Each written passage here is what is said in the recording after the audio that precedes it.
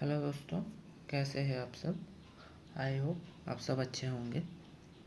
तो जैसे कि आप जानते हैं कि CGL 2021 का इनकम टैक्स डिपार्टमेंट का जोन एलोकेशन आ गया है ITI और TA के लिए। तो मेरे को बहुत सारे मैसेजेस आए थे कि अब इसके बाद का प्रोसेस क्या होगा। तो मैं इस वीडियो में सब कुछ क्लियर कर दूंगा। इस वीडियो में हम लोग बात करेंगे कि अटेस्टेशन फॉर्म क्या होता है, मेडिकल कैसे बनवाना होता है, करेक्टर क्या होता है, डिपार्टमेंटल DV क्या होगा, क्या क्या चेक किया जाएगा, ज्वाइनिंग टाइम आपको कितना मिलेगा और आप लोग कैसे ज्वाइनिंग टाइम को एक्सटेंड कर सकते हैं। तो स्टार्ट करते हैं। पहले हम बात करते हैं अटेस्टेशन फॉर्म का और कैसे ये आपको मिलेगा। जैसा कि आप लोग जानते हैं कि आप लोगों का जो है जोन एलोकेशन हो गया। अब आपको आपके रेस्पेक्टिव जोन से या तो मेल आएगा या बाई पोस्ट आएगा अटेस्टेशन फॉर्म। अभी जो क्या है ना कि मिशन मोड पे काम चल रहा है, तो 99.99% चांसेस है कि आपको अटेस्टेशन फॉर्म जो है वो मेल पे आएगा, मेल पे आएगा इधर से। तो आपने जो मेल ID SSC के फॉर्म भरते टाइम डाला था उसको हर रोज़ चेक करते रहिएगा, क्योंकि किसी भी दिन आपका ये अटेस्टेशन फॉर्म आ सकता है। ठीक है। तो अटेस्टेशन फॉर्म में क्या रहता है, अटेस्टेशन फॉर्म में रहता है आपका नाम क्या है, आपकी एड्रेस कहाँ है, और आप पहले कहीं पे काम कर चुके हैं कि नहीं, और वगैरह वगैरह थोड़ा सा आपका इन्फॉर्मेशन रहता है। और ये भी रहता है कि आप कहीं पे अगर 2 साल या 3 साल से ज़्यादा रहे हैं तो वहाँ का एड्रेस वगैरह वगैरह रहता है अटेस्टेशन फॉर्म में, ज़्यादा कुछ नहीं रहता। तो मैं आप लोगों को एक बात बता देना चाहता हूँ कि अटेस्टेशन फॉर्म फिल करते टाइम बहुत ही सावधानी से फिल करें। आप अटेस्टेशन फॉर्म का आपको जो मेल पे आएगा ना, उसका 2-3 कॉपीज़ निकाल लीजिए। पहले एक कॉपी फिल कीजिए, आप उसको चेक करवा लीजिए अपने घर वालों से हो या अपने दोस्त से हो, एक बार चेक करवा लीजिए कि कहीं कोई गलती तो नहीं हो गई। क्योंकि अटेस्टेशन फॉर्म में अगर कहीं पे भी कुछ भी गलती हो जाए ना, तो आपको मतलब फ्यूचर में बहुत सारा दिक्कत आ सकता है। अगर डिपार्टमेंट चाहेगा ना तो उसके बेसिस पे आपको जॉब से निकाल भी सकता है। क्योंकि अटेस्टेशन फॉर्म में ये बात लिखा रहता है कि आप जो डेटा दे रहे हैं वो सही है। अगर इस पर कोई भी करचुपी या मतलब कोई भी डिस्क्रिपेंसी अगर देखी जाए तो डिपार्टमेंट आपको जॉब से निकाल सकता है। इस बात को बहुत ध्यान रखना, बहुत ही ध्यान से फिल करना है अटेस्टेशन फॉर्म को। ऐसा नहीं कि मतलब आया और 1-2 मिनट में देख के आप फिल कर दिए और फिर सबमिट कर दिए। बहुत ध्यान से आप इसको फिल करना। और एक बात, अगर मान लीजिए फॉर्म भरते टाइम आपके कहीं भी कोई माइनर सा मिस्टेक हो गया है, ठीक है, तो आप अटेस्टेशन फॉर्म में उस मिस्टेक को रेक्टिफाई कर लीजिए। क्योंकि आप फॉर्म भरते टाइम अगर SSC के साइट में जब आप रजिस्टर किए हैं, अगर कोई भी मतलब कोई भी अगर गलती हो जाए तो आप अटेस्टेशन फॉर्म में उसको सही कर सकते हैं। ठीक है। तो यही था अटेस्टेशन फॉर्म के बारे में। अब चलिए नेक्स्ट स्लाइड पे जाते हैं। हाँ, और अब बात करते हैं मेडिकल सर्टिफिकेट और कैरेक्टर सर्टिफिकेट के बारे में। जहाँ आपको अटेस्टेशन फॉर्म आएगा उसी के साथ आपको 3 चीज़ें आएगा। एक आएगा सेल्फ डिक्लेरेशन, एक आएगा मेडिकल सर्टिफिकेट का फॉर्मेट, और आएगा एक कैरेक्टर सर्टिफिकेट का फॉर्मेट। और सेल्फ डिक्लेरेशन में क्या लिखा होगा कि आपकी एज इतनी है, आपकी डेट ऑफ बर्थ इतनी है, आपके माता पिता का एज इतना है, और उन लोगों का तबीयत कैसा है, मतलब भाई बहन वगैरह है कि नहीं, ऐसा कुछ कुछ डाटा आपको फिल करना होगा। उसको भी आप बहुत ध्यान से फिल करना।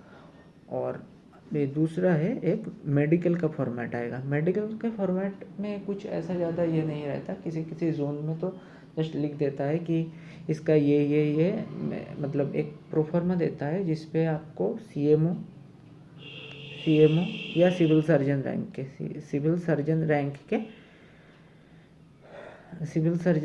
रैंक के कोई भी आपके जो डॉक्टर है उनसे साइन करवाना होता है। तो वो आपसे कुछ मतलब छोटे मोटे टेस्ट करवाएंगे और उसके बाद उस पर साइन करके उसका स्टैम्प लगा के आपको दे देंगे। और वो मेडिकल सर्टिफिकेट पे भी एक साइन करेंगे, और ये जो क्या बोलते हैं सेल्फ डिक्लेरेशन, इस पे भी एक साइन करेंगे। तो ये 2 आपको वो डॉक्टर से करवाना होगा। और इसके लिए भी आपको मतलब टाइम दिया जाएगा कुछ दिन का, मतलब डीवी से जाने से पहले तक का जो टाइम होगा आप उसमें ये सब करवा सकते हैं। और अगर मान लीजिए कि आपके जहाँ पे घर है वहाँ कोई गवर्नमेंट हॉस्पिटल नहीं है, क्योंकि ये जो सीएमओ है और सिविल सर्जन होते हैं वो मतलब गवर्नमेंट हॉस्पिटल में ही बैठते हैं, और डिस्ट्रिक्ट के जो हेड हॉस्पिटल होते हैं ना तो वहाँ पे मतलब बैठते हैं। अगर बाई चांस अगर आपके घर के पास नहीं हो तो घबराने की कोई ज़रूरत नहीं है। आपका जिस जोन पे डीवी होगा वहाँ का जो डिपार्टमेंट है, डिपार्टमेंट ऑफ इनकम टैक्स, वो आपको वहीं से कोई मतलब गवर्नमेंट हॉस्पिटल से आपका मेडिकल करवा लेंगे। मेडिकल को लेके इतना कोई पैनिक होने की इशू नहीं है, थोड़ा छोटा मोटा चेक किया जाएगा आपका, और मेडिकल को लेके बस इतना ही है। और बाकी आता है कैरेक्टर सर्टिफिकेट। देखिए, अब कैरेक्टर सर्टिफिकेट में आपको एक प्रोफार्मा दिया जाएगा, उस पर 2 लोगों का साइन रहता है। जैसे हमारे डीबी के टाइम में मैं 2020 से सिलेक्टेड हूँ इनकम टैक्स में एज अ टीए।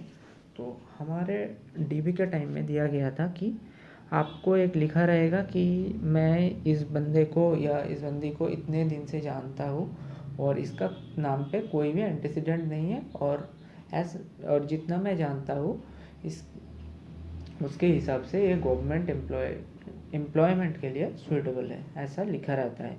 उसको आपको एक गेजेटेड ऑफिसर से साइन करवाना होगा। फिर उस पेपर को लेके आपको डीएम या एसडीएम रैंक के कोई भी एक आधिकारिक से उसको अटेस्ट करवाना होता है। तो और मतलब कुछ कुछ जगह ये लिखा होता है कि जुडिशियल मजिस्ट्रेट जो होता है ना, मतलब क्लास 1 एग्जीक्यूटिव मजिस्ट्रेट, कहीं कहीं जगह चल जाता है और कहीं कहीं जगह प्रॉपरली मेंशन होता है कि आप जुडिशियल मजिस्ट्रेट से नहीं करवा सकते। अगर जुडिशियल मजिस्ट्रेट से नहीं करवा सकते ऐसे लिखा हुआ है तो आपको डीएम या एसडीएम से करवाना होगा। अगर ना लिखा हुआ हो तो आप वो जो क्लास 1 एग्जीक्यूटिव मजिस्ट्रेट होते हैं जुडिशियल मजिस्ट्रेट, उससे भी आप करवा सकते हो। तो यही बात है मेडिकल और कैरेक्टर का। अब चलिए नेक्स्ट स्लाइड पे चलते हैं। अब बात है डिपार्टमेंटल डीवी का। आपको जब मेल आएगा तो मेल पे वो मैंने जो बोला वो डॉक्यूमेंट आपके पास आ जाएगा और आपको उसको रेडी करके रखना है। फिर आपका जिस जोन में एलोकेशन हुआ है वहाँ से आपको कांटेक्ट किया जाएगा या मेल किया जाएगा, और उस पर एक डेट दिया रहेगा कि आपका इस डेट पे है, या ऐसे दिया जाएगा कि आपके नाम दे देगा कि इस डेट पे आपको आना है, और या एक डेट स्पैन दे देगा कि इस डेट से इस डेट तक आप कभी भी आकर डीवी करवा सकते हो। तो डिपार्टमेंटल डीवी में क्या क्या चेक होगा, आपको याद है आप जब एसएससी में डॉक्यूमेंट वेरिफिकेशन करवाने गए थे तो आप जो जो डॉक्यूमेंट वहाँ प्रोवाइड किए थे उन सारे डॉक्यूमेंट्स का आपको ओरिजिनल लेके जाना होगा, और एक कॉपी आपको ज़ेरॉक्स लेके जाना होगा और उनके सामने सेल्फ अटेस्ट करके डेट देके उनको दे देना होगा। वो लोग आपके मतलब मार्कशीट वगैरह और सर्टिफिकेट वगैरह चेक करेंगे और उस पर देखेंगे कि आपका सर्टिफिकेट या मार्कशीट कोई मतलब फ्रॉड तो नहीं है, या आपने कहीं डुप्लिसिटी करके नहीं तो बनवाया है। वो लोग चेक करेंगे, वो जो नंबर होता है उसको मिलाएगा। थोड़ा सा टाइम लगेगा इस प्रोसेस में, जैसे मेरा मतलब डिपार्टमेंटल डीबी होने में ही 1 घंटे के आसपास का टाइम लग गया था उधर में। और ये सब चेक करेंगे। और अगर आप वर्किंग हो और 2021 के फॉर्म भरते टाइम आप वर्किंग थे तो आपका वो लोग एनओसी मांगेंगे, एनओसी चेक करने के लिए मांगेंगे। ये एक कंडीशन हो गया एनओसी का। और एक है कि अगर आपने एज रिलैक्सेशन ले रखा है, मतलब वो 3 साल गवर्नमेंट में मतलब सेंट्रल गवर्नमेंट में परमानेंट एम्प्लॉय को एक एज रिलैक्सेशन मिलता है, अगर आपने वो ले रखा है तो आपसे वहाँ पे एनओसी मांगा जाएगा। आपने एसएससी को जो डॉक्यूमेंट दिया था और ये एनओसी, ये 2 चीज़ लेके आपको जाना होगा। अगर मान लीजिए आपने फॉर्म पहले ही भर दिया था, अगर 2021 का जब आपने फॉर्म भरा था तब आप वर्किंग नहीं थे, ठीक है, और आप सपोज़ 2020 की सीजीएल से या एमटीएस से या किसी भी या सीएचएसएल से या और कोई भी मतलब एग्ज़ाम देके नौकरी पे लग गए, तब आपसे वो लोग एनओसी नहीं मांगेंगे। क्योंकि आप जब फॉर्म भरते टाइम आप वर्किंग नहीं थे, इसीलिए आपका जो मतलब प्रेजेंट में जो डिपार्टमेंट है वो आपको एनओसी मतलब एनओसी इशू करने का उसका कोई राइट भी नहीं होगा, ठीक है, क्योंकि आप जब फॉर्म भरते टाइम आप उसका एम्प्लॉई नहीं थे, तो एनओसी का कोई बात ही नहीं आता। और एक चीज़, आपका जो कास्ट सर्टिफिकेट है अगर आपके पास होगा तो उसको मतलब देख लेना, मतलब ठीक ठाक कास्ट सर्टिफिकेट अब लेके जाना, नहीं तो वहाँ पे दिक्कत होगा। बस डिपार्टमेंटल लीव में इतना ही। और अगर बाई चांस अब मान लीजिए कि आपको जो डेट दिया गया है उसके अंदर अब डिपार्टमेंटल लीव पे मतलब आपका मान लीजिए कि कैरेक्टर सर्टिफिकेट नहीं बना या मेडिकल सर्टिफिकेट नहीं बना, तो मतलब बन जाएगा, इतना कोई इशू नहीं है, वो लोग कर देते हैं, क्योंकि आप लोग इतना मेहनत करके एक जॉब लिए हैं, वो लोग भी मतलब जो बनाते हैं उनको भी तो ये मेहनत करके वो जॉब लेना लिए थे ना, तो वो बना देते हैं, कोई इशू नहीं है। अगर मतलब रेयरेस्ट ऑफ रेयर केस में भी आपका अगर ना बना हो और अगर मान लीजिए कि आप उस दिन के अंदर डीवी में नहीं जा सकते, तो आप लोग क्या कीजिए, इमीडिएटली मतलब जब आपको समझ आ जाएगा कि आप उस दिन पे नहीं जा सकते, तो तभी उन लोगों को एक बार कॉल कीजिए, मतलब इनकम टैक्स वालों को, आपका जिस जोन पे एलोकेशन हुआ है वहाँ कॉल कीजिए और बताइए कि आपका ये प्रॉब्लम है।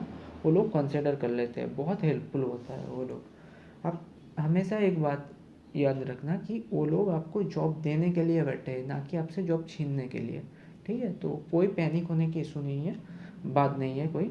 अगर आपको लगता है कि आपको वो डेट के अंदर आप नहीं जा सकते, तो उन लोगों से अगर रिक्वेस्ट करेंगे तो वो लोग आपको कंसिडर कर लेंगे कि डेट दे देंगे, मतलब ज्वाइनिंग लेटर इशू होने से पहले आपको डीवी करवा लेना होगा, ठीक है। बोलेंगे कि जैसे हमारा था कि 4 जनवरी को लास्ट डेट था और हमारा ज्वाइनिंग लेटर इशू हुआ 20 जनवरी को, तो 4 जनवरी से बाद भी बहुत सारे लोग जाके डीवी करवा के आए थे, कोई इशू नहीं है उसको, उन लोगों को भी मतलब ज्वाइनिंग लेटर टाइम पे मिल गया था। तो यही था डिपार्टमेंटल लीविंग में, और कुछ नहीं है डिपार्टमेंटल लीविंग में बताने के लिए। तो नेक्स्ट, हाँ, अब है ज्वाइनिंग टाइम और एक्सटेंशन। अब देखिए ज्वाइनिंग टाइम अलग अलग जोन्स में अलग अलग दिए जाते हैं। जैसे हमारे जोन में दिया गया था कि 21 दिन के अंदर आपको ज्वाइन करना होगा, ठीक है।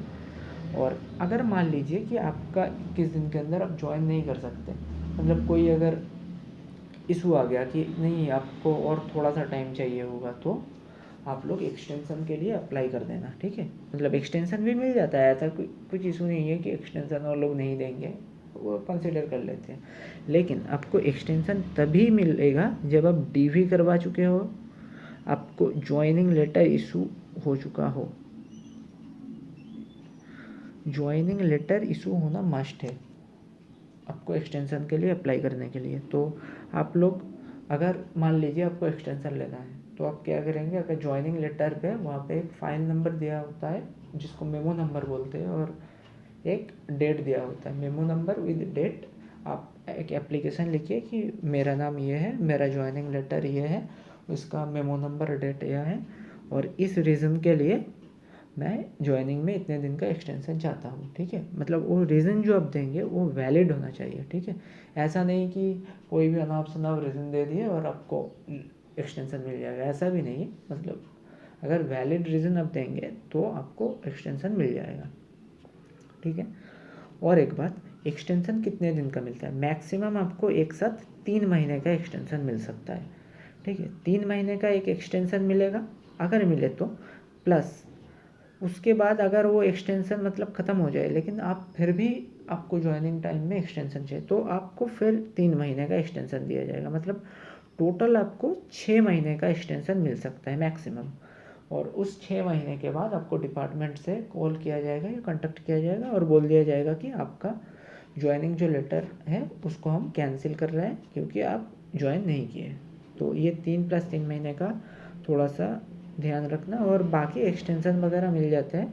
मतलब डिपार्टमेंट में जितने भी लोग काम कर रहे हैं वो बहुत हेल्पफुल है, और आपके जो भी इशू है वो लोग बहुत तसल्ली से सुनेंगे।